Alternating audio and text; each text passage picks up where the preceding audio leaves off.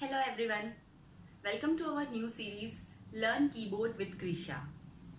मेरा नाम है रशीदा और कृषा मेरी डॉटर है। वो 6 साल की है। She is a home Schuler. ये कोरोना पैंडमिक्स के पहले ही वो होम स्कूलर थी और मैं उसे घर से ही पढ़ाती हूँ और घर से ही दूसरी एक्टिविटीज़ करवाती हूँ।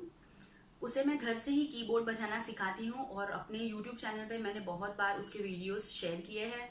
अपने सोशल मीडिया हैंडल पर में बहुत बार मैंने उसके वीडियोस शेयर किए हैं।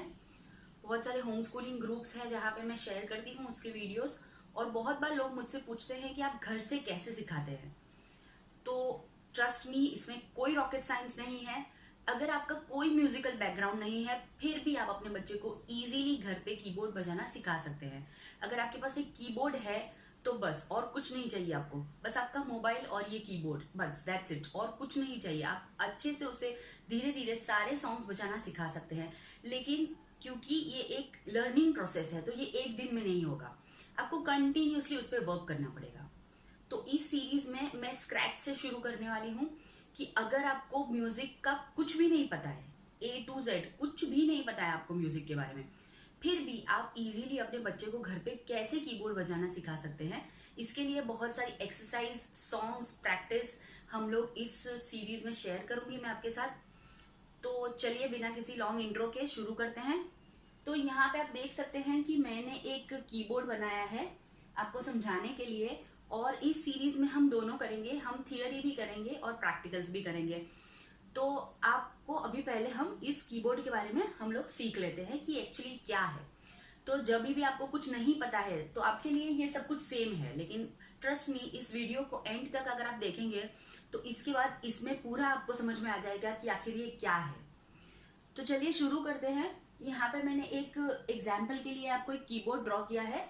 डोंट जज मी, मेरा ड्राइंग इतना अच्छा नहीं है, लेकिन फिर भी आपको बताने के लिए मैंने ड्रॉ कर दिया है। तो अभी यहाँ पे हम जो ये कीबोर्ड देख रहे हैं उसमें ये जो कीज है जो मैंने बनाई हुई है ये है ब्लैक कीज, और ये जो है ये सारी है व्हाइट कीज। ठीक है। कुछ लोग मुझसे पूछते हैं कि हमारे कीबोर्ड्स में नंबर्स लिखे हुए होते हैं। तो अभी आप इसको एक समझ लीजिए एक बार, उसके बाद आपको कोई कंफ्यूजन नहीं होगा। तो सबसे पहले आप देखेंगे कि यहाँ पे 2 ब्लैक कीज है। इसको मैंने शेड किया है ये दिखाने के लिए क्योंकि ये ब्लैक है। इसके बाद आप यहाँ पे देखेंगे, देखिए 1 और 2 इसको हम लिख लेते हैं। 1 और 2 इसको ऐसे समझ लेते हैं, 1 and 2। फिर इसके बाद यहाँ पे 3, 4 and 5। यहाँ पे एक ग्रुप है जिसमें 3 कीज है। उसके बाद वापस 2 कीज है, वापस 3 कीज है, देन अगेन 2 कीज है एंड अगेन 3 कीज है। तो यहाँ पे भी हम ऐसे लिख सकते हैं 1, 2, 3, 4 एंड 5।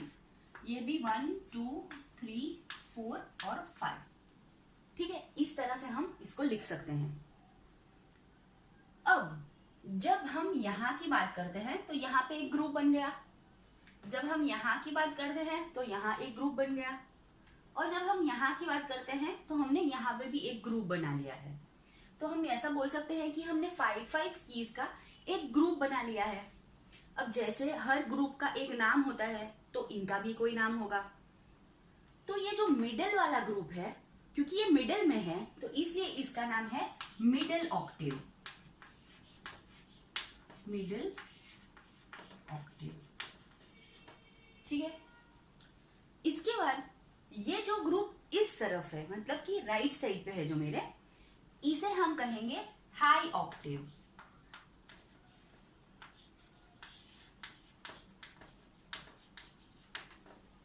ठीक उसी तरह इस तरफ जो ग्रुप है इसे हम कहेंगे लो ऑक्टेव।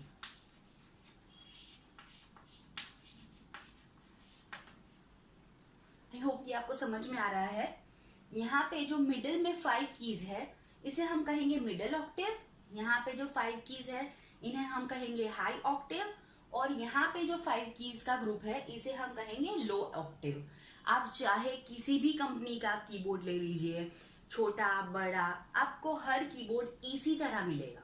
और ट्रस्ट मी, चाहे छोटा हो या बड़ा, सस्ता हो या महंगा, उससे कोई फर्क नहीं पड़ता। तो आपके पास जो भी कीबोर्ड है आप इजीली उसको यूज करके अपने बच्चे को अच्छे से सारे सॉन्ग्स बजाना सिखा सकते हैं।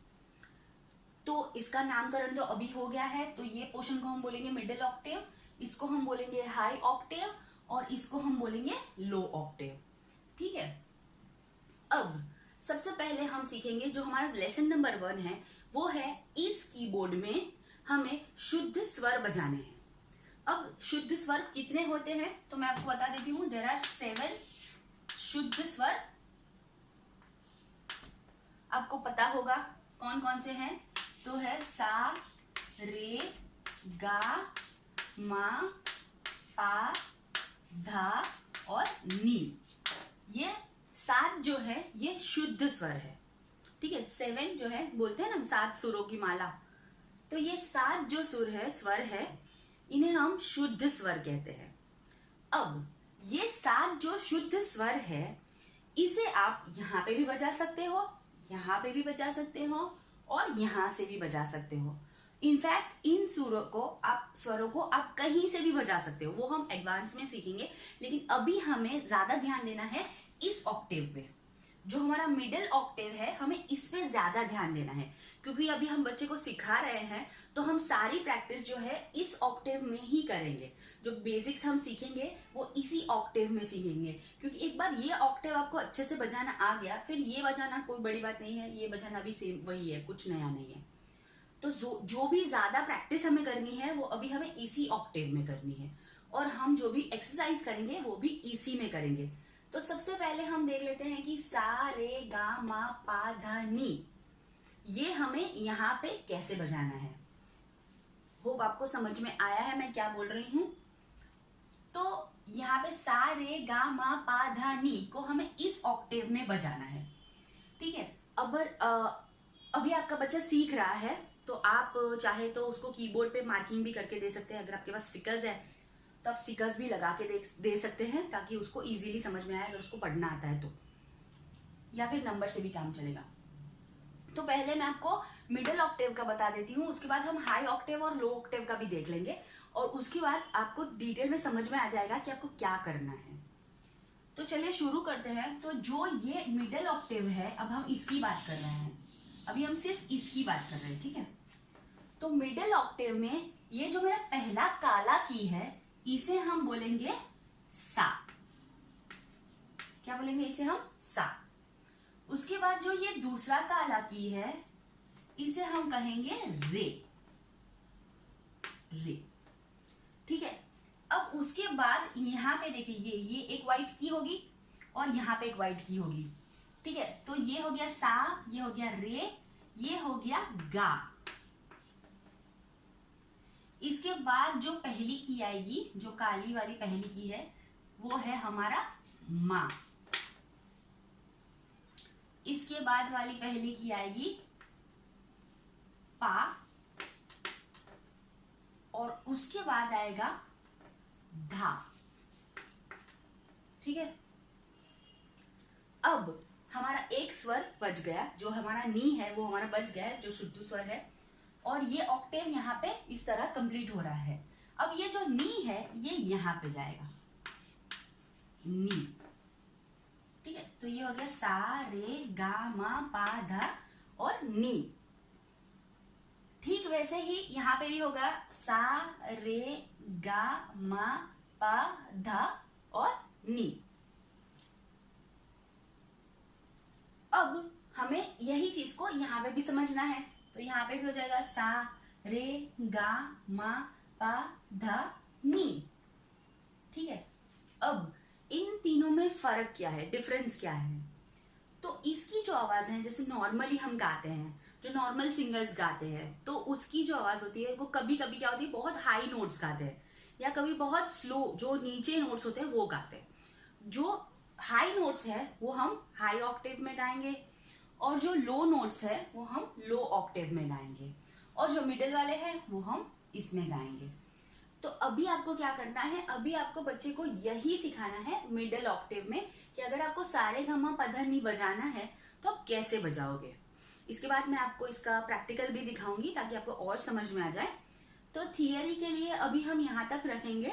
तो अब हमें बजाना है मिडिल ऑक्टेव में सारे गा मा पा धा नी, लेकिन क्योंकि हम पूरा स्वर जो स्वरगम है वो बजाने वाले हैं, तो हमें जो हमारे 7 स्वर हैं उनमें से इस तरह भी बजाना है और इस तरह भी बजाना है।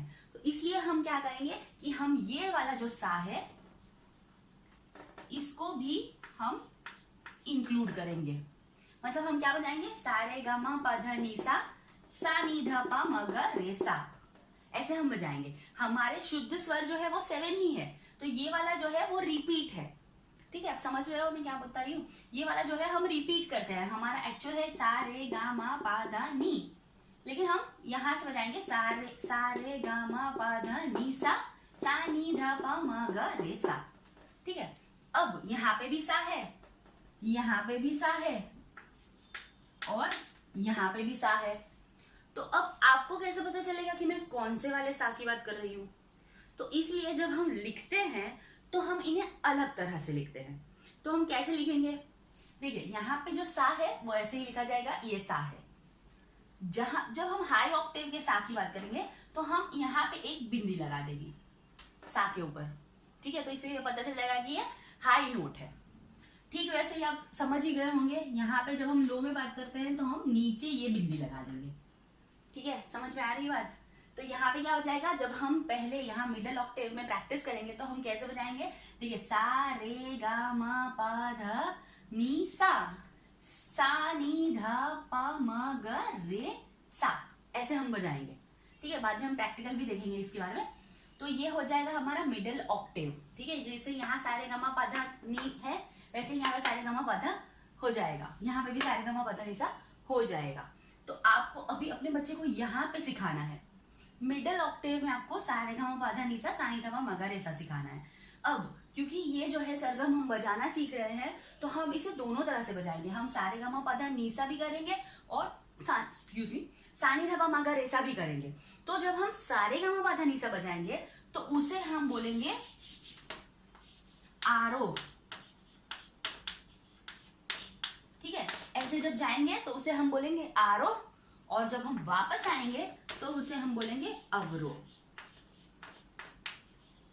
ठीक है, तो हमें आरोह और अवरोह दोनों का प्रैक्टिस करना है। हमारा लेसन नंबर 1 यही है, हमें अपने बच्चे को मिडिल ऑक्टेव में सरगम जो है वो बजाना सिखाना है, आरोह अवरोह दोनों में। क्योंकि अभी बच्चा सीख रहा है, उसका लेसन नंबर 1 है ये, तो बच्चे को थोड़ा कंफ्यूजन होगा, आपको उसके साथ बैठना पड़ेगा, आपको उसको सिखाना पड़ेगा। लेकिन सबसे इंपॉर्टेंट बात है, जब आप इस सरगम को प्ले करने वाले हैं, जब अपने बच्चे को सिखाने वाले हैं, तो उसे किस तरह से इसे बजाना है ये आपको सिखाना बहुत जरूरी है। ठीक है, आपने बहुत बार YouTube पे वीडियोस देखे होंगे, उसमें वो लोग फटाफट बजा देते हैं, लेकिन हमें समझ में नहीं आता है कि वो कैसे क्या कर रहे हैं। तो जब आप एडवांस लेवल पे चले जाते हो तो तब आप कुछ भी बजा सकते हो, उसमें कोई रूल्स नहीं है। लेकिन जब आप सीख रहे हो तो रूल्स फॉलो करना बहुत जरूरी है। तो सबसे पहला रूल जो है वो ये है कि आप जब भी बजाओगे तो जो फिंगर्स हमें यूज करनी है, हमें उसे वही फिंगर्स से बजाना है, इसमें कोई कॉम्प्रोमाइज नहीं चलेगा। आप धीरे धीरे शुरू कीजिए और फिर फास्ट चलिए। पहले फास्ट जाने की कोशिश मत कीजिए, पहले आप धीरे धीरे बजाइए, अच्छे से उसको समझ लीजिए, देन आप फास्ट बजा सकते हो। ठीक है, तो उसको आपको ज्यादा प्रैक्टिस करना है। और लेसन नंबर 2 में मैं आपको और एक्सरसाइज दूंगी, जिससे आपका ये जो बजाने का जो फ्लुएंसी है वो और ज्यादा हो जाएगा। तो अभी हमने ये सीख लिया है कि सा रे गा मा पा धा नी सा कहाँ पे आता है, तो अभी हम उसको कैसे बजाना है वो भी सीखेंगे। तो देखिए, जब हम सा रे गा मा पा धा नी सा बजाएंगे तो यहाँ पे सिर्फ एक चीज आपको समझनी है, एक चीज को याद रखना है कि जो नीचे की व्हाइट कीज है उसको हम थंब से प्ले करेंगे, और जो ऊपर की कीज है उन्हें हम ये 3 फिंगर से प्ले करेंगे। ठीक है, तो देखो अभी मैं आपको दिखाती हूँ। जैसे है मेरा सा, तो सा के लिए ये मैं इंडेक्स फिंगर को यूज करूंगी सा। फिर रे के लिए मैं मिडिल फिंगर को यूज करूंगी रे। उसके बाद आएगा मेरा गा, तो गा के, क्योंकि ये व्हाइट है तो मैंने आपको बताया था रूल क्या है, नीचे वाला जो भी है व्हाइट की वाला उसे हमें थंब से प्रेस करना है। तो क्या हो जाएगा, देखिए सा रे और उसके बाद में गा, यहाँ पे गा चला जाएगा। अब मा पा धा बहुत इजी है, मा पा और धा, ये इंडेक्स फिंगर, ये मिडिल फिंगर और ये रिंग फिंगर। ठीक है, उसके बाद वापस आएगा नी, क्योंकि ये नीचे है, अगेन रूल जाएगा, थंब से हम इसको बजाएंगे, ये हो जाएगा हमारा नी। और क्योंकि यहाँ पे वापस सा है, तो सा तो हमने किस फिंगर से बजाया था, इंडेक्स फिंगर से बजाया था, तो वापस हम किससे बजाएंगे, सा। ठीक ठीक है, तो इस तरह से ये बजेगा सा रे गा मा पा धा नी सा। अब देखिए आप कितना भी बेसुरा क्यों ना गाते हो मेरी तरह, लेकिन आपको गाना तो है ही, गाना कंपलसरी है और आपको भी गा के सिखाना है, बच्चे को भी बोलना है कि उन्हें भी गाना ही है। तो ऐसे हम धीरे धीरे बजाएंगे। आप पहले फास्ट फास्ट मत बजाइए, आप धीरे धीरे बजा के सिखाइए और उसे भी बोलिए कि धीरे धीरे प्रैक्टिस करें, तो ऑटोमेटिकली वो फास्ट हो जाएगा बाद में। तो क्या करेंगे हम, सा रे गा मा पा धा नी सा। फिर रिपीट वापस हम लोग आएंगे, अवरोह में हम आएंगे, तो सा से शुरू करेंगे, सा नी धा पा मा गा रे सा, सा रे गा मा पा धा नी सा, सा नी धा पा मा गा रे सा, सा। लेकिन आपको धीरे धीरे बजाना है और बहुत शांति से इसका प्रैक्टिस करना है। आरोह अवरोह दोनों का आपको बजाना है, सा रे गा मा पा धा नी सा। तो इसके रिलेटेड एक्सरसाइज हम लेसन नंबर 2 में करेंगे। तो होप आपको ये समझ में आया होगा, और अगर आप चाहते हो तो इसको आप इसका स्क्रीनशॉट भी ले सकते हो। मैं थोड़ा साइड में हो जाऊंगी, आप अपना स्क्रीनशॉट भी ले सकते हो अगर आपको नहीं समझ में आया है। और दूसरी इंपॉर्टेंट बात है कि सारे लेसन्स को आपको एक कॉपी में लिखना है, एक बुक बनाना है अपना, जिसमें आपका कीबोर्ड का जो भी लेसन्स मैं आपको दूंगी वो आपको उस बुक में लिखना है। और अपने इंस्टाग्राम पे भी मैं ये सारे फोटोज शेयर करने वाली हूँ, तो अगर आप चाहते हैं तो मुझे इंस्टाग्राम पे भी फॉलो कर सकते हैं, या फिर आप मेरे यूट्यूब चैनल पे भी आप मुझे फॉलो कर सकते हैं, सब्सक्राइब कर सकते हैं। ये थोड़ा सेल्फ प्रमोशन हो गया लेकिन चलता है। तो सारे गामा पाधा निसा भी हमने सीख लिया है मिडिल ऑक्टेव में। यही सारे गामा पाधा निसा अगर आपके बच्चों को इजी आ जाता है, एकदम अच्छे से आ गया है, तो आप इसे मिडिल ऑक्टेव से हाई ऑक्टेव में भी सिखा सकते हैं, और इसके बाद आप उसको लो ऑक्टेव में भी सिखा सकते हैं। अब एक और बात रह गई जो मुझे आपको बतानी है कि आपके कीबोर्ड पे बहुत सारे नंबर्स हैं, तो आपको कैसे पता चलेगा। तो अगेन जैसे मैंने आपको यहाँ पे बताया है, तो अगर यहाँ पे 1 लिखा है तो इसका मतलब है ये मिडिल ऑक्टेव है, और अगर यहाँ पे 1 ऐसे डॉट करके लिखा है तो इसका मतलब है ये हाई ऑक्टेव है। Yes right. और इसके बाद यहाँ पे अगर ऐसे लिखा है, 1 के बाद ऐसे डॉट लिखा है, नीचे लिखा है, डॉट लगाया है, तो इसका मतलब है ये एक लो ऑक्टेव है ना। तो देखिए ये मेरा भी ये पहला लेसन है, तो यहाँ वहाँ कुछ हो गया होगा तो उसके लिए सॉरी, और होप आपको ये समझ में आया होगा। और ऐसा हुआ कभी तो क्रिशा अगर हमारे साथ ज्वाइन कर सकी तो डेफिनेटली मैं उससे भी कुछ सॉन्ग्स प्ले करवा के आपको दिखाऊंगी। तो चलिए इसका थोड़ा प्रैक्टिकल देख लेते हैं। तो ये है मेरी क्रिशा का छोटा सा कीबोर्ड, और यहाँ पे ये देख रहे हैं आप, ये 1 2 1 2 3 ये जो है ये है मेरा मिडिल ऑक्टेव, ठीक है। और ये जो है 1 2 1 2 3 ये है मेरा हाई ऑक्टेव, ठीक है। तो अभी हमें यहाँ पे प्रैक्टिस करनी है, जैसे मैंने आपको बताया था, ये वाले से हम शुरू करेंगे सा, फिर इस वाले फिंगर से जाएंगे रे, इसके बाद यहाँ से थंब से बजाएंगे गा मा पा धा नी सा, फिर अवरोह में बजाएंगे सा नी धा पा मा गा रे सा, सा रे गा पा धा नी सा, सा नी धा पा मा गा रे सा, ठीक है। ऐसे प्रैक्टिस करना है, आरोह और अवरोह दोनों में बजाना है। सा इस वाले फिंगर से, रे इस वाले फिंगर से, गा थंब से, मा पा धा नी सा, सा नी धा पा मा गा रे सा। और यहाँ पे कुछ नंबर्स भी लिखे होंगे, आप भी देख सकते हो, यहाँ पे नंबर्स लिखे हुए हैं, ये दिख नहीं रहा है सॉरी, लेकिन यहाँ पे नंबर्स लिखे हुए हैं। तो आप भी अब रिकग्नाइज कर पाएंगे कि कैसे आपको मिडिल ऑक्टेव ढूंढना है। तो हमने प्रैक्टिकली भी देखा कि हमें किस तरह से लेसन नंबर 1 को प्रैक्टिस करना है। होप आपको ये वीडियो अच्छा लगा होगा, आपको ये समझ में आया होगा। तो मिलते हैं अगले वीडियो में, और अगर आपका बच्चा ये प्रैक्टिस करता है अच्छे से तो आप उसका वीडियो बनाकर मुझे इंस्टाग्राम पे भेजिए, और आप मुझे टैग भी कीजिए इंस्टाग्राम पे, और कमेंट करके मुझे ज़रूर बताइए कि आपको ये समझ में आया, आपको ये वीडियो कैसा लगा, मेरा एफर्ट आपको कैसा लगा है। और नेक्स्ट वीडियो जो ट्यूसडे को मैं सेंड करूंगी उसमें हम अलग अलग एक्सरसाइज के बारे में सीखेंगे। तो इसके लिए आप इस वीडियो को प्रॉपरली देखिए, चाहे 1 या 2 बार अपने खुद देखिए, बच्चे को समझाइए, दिखाइए, और ये सारी प्रैक्टिस आप इस वीकेंड में अपने बच्चे के साथ करिए। Thank you, bye.